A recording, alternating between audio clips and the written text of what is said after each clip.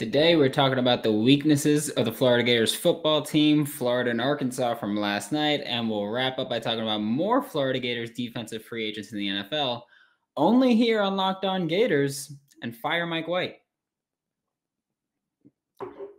You are Locked On Gators, your daily podcast on the Florida Gators. Part of the Locked On Podcast Network, your team every day.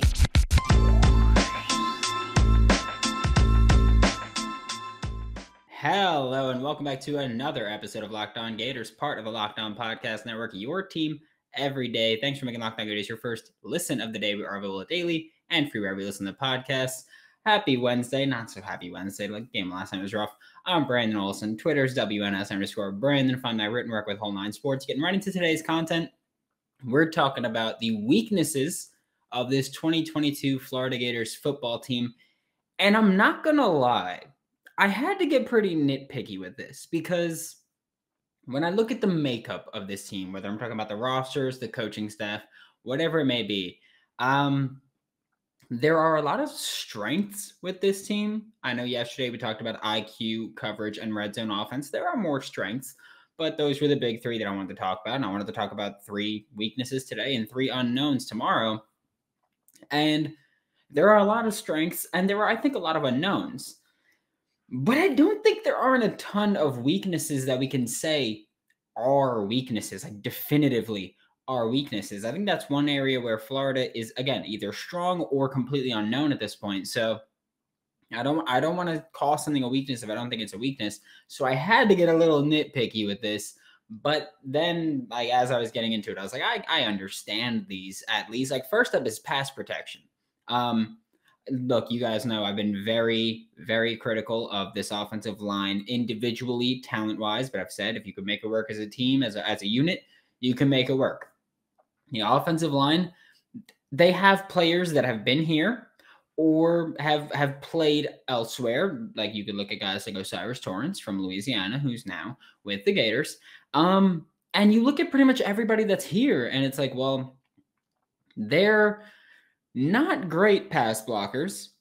They're not amazing run blockers either, but they're better run blockers than pass blockers. So you look at pass protection, and I think that's going to be a bit of an issue for the Gators this year because it's going to be a lot of screens, which usually takes an O lineman or two out of the play anyway, and then a lot of deep passes. And I think that's going to be a little bit of an issue if your offensive line can't hold up properly trying to get the ball downfield, especially when you don't have someone like you don't have Kadarius Toney who can just run by defenses and get quick. You're going to need time to let that play develop. And I think pass protection is going to be an issue, especially when Florida decides to challenge vertically. I think that's going to be something that Florida is going to run into a problem with. Run after the catch, I think, is going to be another big problem. Like I think I wanted to put explosive plays here, but I think running the ball, Florida will create explosive plays. And I think throwing the ball downfield, Florida will create explosive plays here and there if the pass protection holds up. But a lot of it's just going to be whoever the quarterback is throwing the ball deep to Justin Shorter or Xavier Henderson and probably not making a ton of run after the catch there because you're probably going to be catching the ball near the sideline. And then you also look at players like, I know Gators fans didn't like him, but you look at players like Jacob Copeland. He's not going to be here. Like, he's gone. He's in Maryland. You look at players who, it's not that Gators fans didn't like this player, but Gators fans, I don't think, really appreciated him and everything he did. But Rick Wells is solid after the catch. And then you look at someone who, especially running after the catch, really turned it on for Florida last season, late in the game, or late in the season. Kamari Gamble as a tight end. We have Keon Zipper, who we know is more athletic than Kamari Gamble, but we don't know if he's going to be as route savvy or if he's going to get open as much or how shifty. I don't know. Kamari Gamble is shifty for a big dude. I don't know how shifty Keon Zipper is going to be with the ball in his hands. So I think when you look at who we have here, nobody's really shown their ability to create a ton after the catch. You look at even running backs. We don't have Dameon Pierce. We don't have Malik Davis. It's a lot of things where the guys that we have not proven anything. And I didn't even want to put this in the unknowns because I think this is going to be a weakness. I think that the outside receivers are going to get a lot of catches and a lot of targets in the passing game. And I think that they've kind of shown they aren't dynamic playmakers in the sense where they're going to make dudes miss. They might run through guys. Justin Shorter might put some dudes in the ground, but they're not going to be these huge run after the catch threats. And I think that's going to be a little bit of an issue with Florida, especially when you look at how much they're going to want to incorporate the screen game. And depth, I think, is the other big weakness, or maybe possibly the biggest weakness on this Florida Gators team, because yes, there are positions or position groups like the secondary, which has a ton of depth, ton of top talent, ton of depth. But you could also look at wide receiver. There's not a ton of depth here. There's not a ton of proven depth here. You look at tight end. There's not a ton of proven or unproven depth. There's just not a lot of guys on roster right now that can provide depth for this team. You look at interior defensive line. It's like Gervon Dexter, and then below him, you got Desmond Watson, Chris McClellan, Jalen Lee, all the question marks or guys that haven't been dominant. Like Desmond Watson, insane potential as a nose tackle, but he really did not get the push that we would hope that he would got last year. He didn't create those plays in the run. He wasn't eating blocks and forcing double teams. He was just a big dude. That's all it was. He was just a big dude. He was a space eater. But usually when you have a space eater, not a space heater, usually when you have a space eater, they eat 2 blocks at the same time. And Desmond Watson didn't always command that because he didn't have enough push from his legs. So I think that when you look at the interior defensive line, there's issues. Wide receiver, like I said, doesn't really go 7 or 8 deep. There's not that many guys for a team that's probably going to want to rotate a bit. So I think there are a lot of question marks on this team that we'll talk about tomorrow. But I think when you look at this roster, you got to go pass protection, running after the catch, and depth are going to be weaknesses probably for the 2022 Gators at least. And it's up to the coaching staff to kind of work around those and create plays and create an offense around those. It's the new year, so that means New Year's resolution time. If you haven't already given up on yours, usually they don't even make it to February, fun fact. But if yours is to get fit, eat healthy, do whatever you got to do, make sure to include Built Bar in your plan. I'm horrible at keeping my diets whenever they are, not even New Year's resolutions. But my weakness, that's Sweet Tooth. I love it. I talk about it all the time. Luckily, though, with Built Bar, it's already coated in 100% chocolate. Most bars have 130 calories and just 4 net carbs, along with 17 grams of protein. Some 18, 16, they're all in that range. Throw out the hidden stashes, the Reese's in the desk drawer, the Kit Kat in the back of the cupboard, and just get Built Bar so you don't have to sneak around and feel bad. Built Bar is always coming out with new limited time flavors, so you'll never get bored. Use promo code LOCKED15 to get 15% off of your next order. That is LOCKED, LOCKED 15 to get 15% off of your next order at Built or BuiltBar.com. Now it's time to talk about the Florida Gators versus Arkansas game. I have notes from the first half. And the second half, I decided I was just going to go with my heart. That's all it came down to. It was me going, this is a game where I'm just going to go from the heart. Like, Arkansas hadn't won in Gainesville since 1995 going into this one. It was a 14-game losing streak in Gainesville. Now it's over. Yay! Fun stuff. But I think one of the biggest takeaways for me here is Colin Castleton is just so good. Like, I can't even tell you how heartbroken I was at this loss, which was weird for me because when talking about Florida beating Auburn, I was like, hey, you know what? It's a great win, but I think Mike White doesn't get fired. I don't think this game really changed that. I really don't. We'll see how the rest of the season goes. I think he's on the hot seat for sure, but we'll see how the rest of it goes. But like going into this game, I didn't realize how bad I wanted this win. Maybe it's because I was on Twitter during the game more than usual, and like I got to see like Josh Neighbors from Locked On Razorbacks talking his trash and all the fans talking trash. But yeah, I didn't realize how bad I wanted Florida to win this game, and Colin Castleton just. He's so good. Like he's just so good. And like it also could be like I'm someone who I love post play. So when I watch, Colin Castleton career high 29 points. It was a big game for him. First half, he had 11 points on 5 of 7 shooting, and just 1 rebound and 1 assist. And that's going to be a trend that continues because he finished with 6 rebounds, but you'd like more from a guy who is this team. Threes in the first half were falling a ton. Anthony DeRougie was hitting them. Tyree Appleby was hitting them. Everybody was hitting threes in the first half. And I mean, it was 7 for 16, I believe, at halftime. And I forgot who it was, but there was a Gators reporter on Twitter that was like, look, that's going to be a really hard thing to keep up because this isn't a great 3-point shooting team. And boy, was he right. The Florida Gators went ghost in the second half from long range. It was just awful stuff at that point. Because it wasn't even just things weren't falling, shots weren't getting attempted from 3, and I think that was the bigger concern for me when watching the game was just this team lost their aggressiveness from 3, and I understand a good part of it was because they were like, hey, Colin Castleton, eating, let him keep eating. But at a certain point, like it was clear that Florida was forcing the ball into the paint, and they were doubling Colin Castleton, and they were standing in front of him to cut off the passing lane, and they were doing all these things. And it seemed like the offensive plan there was pass and dribble around until you can get the ball to Colin Castleton and then let him make a play. And it just wasn't working. It wasn't the way to go. Which I also get being like, hey, feed the hot hand. So I understand that argument, and I'm not going to kill Mike White for that part.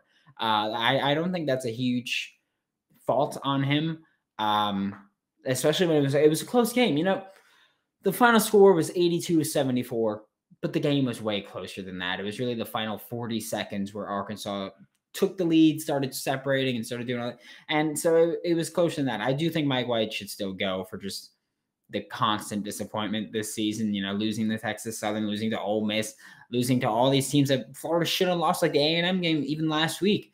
But that's not even my biggest gripe. Also, like I saw people just constantly complaining online about the referees, which both sides were complaining. And I feel like if both sides are complaining, then you can kind of be like, then it was pretty even. Like if you see a trade and fans of team A are like, we won, fans of team B are like, we won, or they're both just like, we got screwed, whatever it may be. I feel like if you have a disappointment where both sides feel like they lost the trade, or they, you know, whether they lost or won that little trade off, I guess, I think you could say it was fairly evenly balanced, you know, and I get it. Jalen Williams didn't get his 5th foul, like a lot of Florida fans hoped, and the Florida Gators were trying to force. But there were plenty of no calls that got called, or no fouls that got called, and fouls that got no called on both sides. I think officiating did that thing that they do a lot where they make it about them.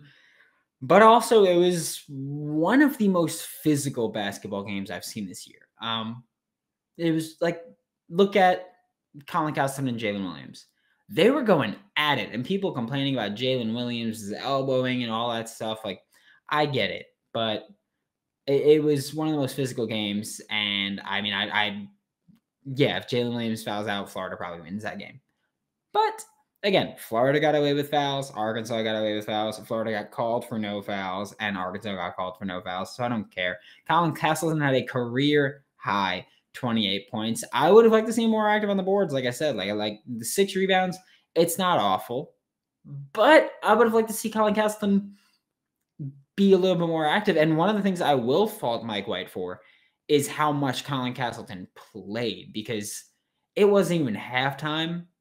And you could tell he was feeling it. I don't want to say he's gassed, but you could tell he was feeling it because it was such a physical game, and he was the focal point of the offense. It was very clear that he was getting tired. So I would have rather seen him sit for a little more, but I digress there. I also will say, goddamn, that confidence. Colin Castleton is something different right now. Like he's playing with a swagger that I don't even know the last time it's been matched in Gainesville. Like I don't know the last time I've seen a player be able to take over the way Colin Castleton can and talk the way Colin Castleton does, because he was getting pissed at a lot of points in the game. You could tell he was getting very frustrated with Arkansas. That confidence is crazy on him, and good for him. But also, just as a team in general, Florida needed to be more active on the boards, because Arkansas had 12 offensive rebounds, and that's way too many. Especially when you look at how many of them were surrounded by Gators and just not fighting enough for it. And even if you did fight for it, not coming away with it. There's one point where I forgot who it was that came down with the rebound for Arkansas. It was an offensive board surrounded by 3 Gators. And it's like, how is one person box them out and the other 2 grab the ball? It's as simple as that. Anthony DeRuggi went ghost in the second half offensively. I wish Mike White did something to get him more involved, because he was 2 for 3 in the first half. Like, he was, I don't want to say he was feeling it, because like it was 2 for 3. It's not like he was, or 2 for 3 from 3. It's not like he was 5 or 6 or anything, but he was clearly doing something right in the first half, and then he just went ghost, which again, that's a product of getting the ball to Colin Castleton so much. But I think there were certain parts of this game that could have been handled better, specifically minutes. I wanted less minutes for Colin Castleton, more usage. Like, I tweeted, I was like, hey, give Colin Castleton like a Joel Embiid type of usage. But alas, that was not the way things went. That wasn't the way things went. Colin Castleton, though, still career high in points. Awesome for him. Proud of him. And I'm convinced now he's going to be I was saying, I don't know if he's going to be an NBA player. He's going to be in the NBA. He might not be a superstar, but he's going to be in the NBA, and he's going to be someone that teams can rely on to score in the paint and play solid defense. So he's going to be an NBA player for a while, I think. Anybody else make money this weekend? I know I did. Heater yesterday kind of screwed me up a little bit. The Florida game kind of screwed. I took money line. I don't care. Even if I took the spread, I would have lost because it was an 8. I did take the under, which lost also, so that was really fun. But that's like 80% of the fun is just like sitting on the edge of your seat watching games, being like, okay, is my bet going to hit? Is my bet going to hit? But I get to do BetOnline, because BetOnline.net is the fastest and easiest way to bet on all of your sports action. Obviously, Florida losing threw a whole lot of wrenches into my plans. BetOnline.net even covers award shows, TV shows, and reality TV with real-time updated odds and props on almost anything you can imagine. It's the best way to place your bets, and it's 100% free to sign up. Head to the website or use your mobile device to sign up today. You guys know I always use my phone when I use it. BetOnline.net is where the game starts. To wrap up today's show, we're talking about defensive free agents that were Florida Gators in the NFL. I know I did this last week. I believe it was Wednesday and Thursday last week, I believe. And I got some more because, like I said, there's a lot of defensive guys, and we're going to go very in depth on potential landing spots and contract sides once we get a little bit closer to free agency. But there were a few more guys that I wanted to touch on. There's 4 more players that I want to just cover, because I think we're going to hear them a little bit when we get closer to free agency. Like Keanu Neal is someone who, he's a safety. They moved to linebacker this past season with the Dallas Cowboys, back with Dan Quinn. And I know that a lot of Gators fans, like, I loved it when he was coming out. I was like, this dude just brings it. Like, he just, like, you ever played Madden and you just right stick up every time? And that's Keanu Neal. He's trying to hit you hard. But he had his bumps in the road this year. It was whether he was dealing with a little injury, getting banged up, whether it was just the growing pains and going through the motions of changing a position, which I don't know if you've ever played football, specifically on defense, and you change positions, but it ain't super easy. So kudos for doing it in the NFL, because damn, that's all I'll say about it. It's not very easy, especially go from safety to linebacker is very different. But Keanu Neal is someone who's still a very good athlete if he's playing linebacker. If he's playing linebacker, he's an athletic mismatch. If he's playing safety, he's a physical mismatch for guys. So I think that's an important thing to talk about with Keanu Neal, is just his positional versatility. Yes, he moved to linebacker, but he could still play. He could bump to the slot if there's a tight end out there. He could do whatever he's doing, and he can kind of work his way into a defense and defense team. I do think that we'll see back in Dallas with the Cowboys, just because I think he's got familiarity with that system. And We know that Dan Quinn likes him, obviously was with him in Atlanta and then brought him to Dallas. And I think that I'd like to see him back in Dallas. Jarrad Davis is next. He didn't play much this season. He was on IR for pretty much the first half of the year. And then when he was healthy, he didn't play a ton, which when he signed with the Jets, I was like, I don't understand this signing.